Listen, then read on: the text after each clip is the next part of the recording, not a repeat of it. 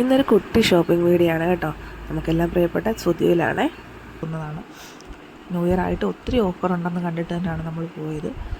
പക്ഷേ ചെന്നിട്ട് നമുക്കൊരു നിരാശയാണ് ഉണ്ടായത്.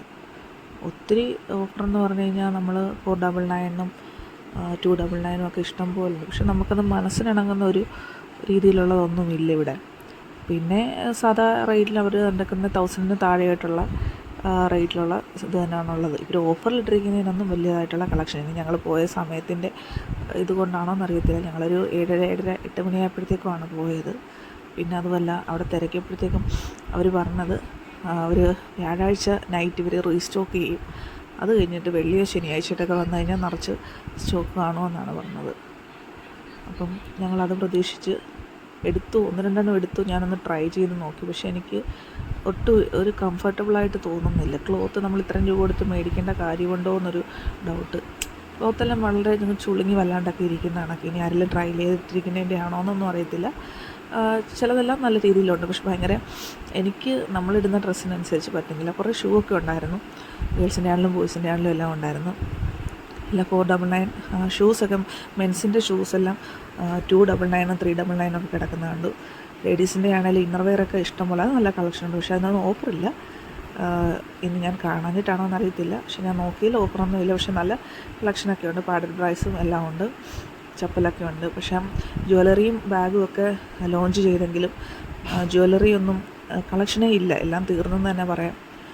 അതിൽ നമ്മളെന്തായാലും വ്യാഴാഴ്ച പോകുന്നുണ്ട്. പോയിട്ട് ഒന്നുകൂടെ നോക്കട്ടെ. വ്യാഴാഴ്ചയല്ല, വെള്ളിയാഴ്ച പോയിട്ട് റീസ്റ്റോക്ക് ചെയ്തിട്ട് എങ്ങനെ ഉണ്ടെന്ന് അറിയാം. ഞാനിതാണ് അന്ന് നോക്കിയത് എടുക്കാമെന്ന് വെച്ച്. പക്ഷെ എനിക്ക് ഇഷ്ടപ്പെട്ടു. കൂട്ടത്തിൽ ഇഷ്ടപ്പെട്ട ഒരെണ്ണമാണ്.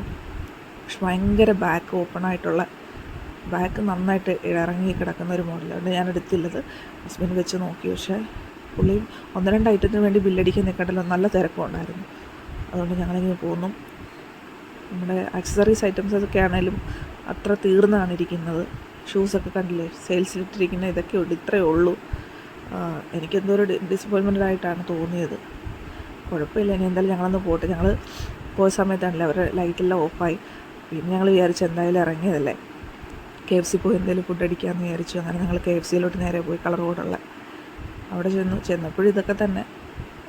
എന്തോ നമ്മളിന്ന് ഇറങ്ങിയ സമയം ശരിയല്ലാഞ്ഞിട്ടാണോ എന്നറിയത്തില്ല. ഒരു സാറ്റിസ്ഫാക്ഷൻ എൻ്റെ അടുത്ത് നിന്നും കിട്ടുന്നില്ല. നമ്മൾ ചോദിക്കുന്നൊന്നും ഇല്ല. ഇവർ മെനുവിൽ കാണിക്കുന്നുണ്ട്.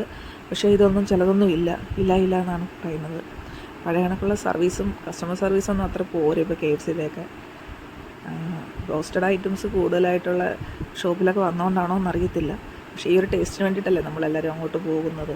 അങ്ങനെ ഞങ്ങൾ പിന്നെ 1-2 ഐറ്റംസ് ഒക്കെ പറഞ്ഞു.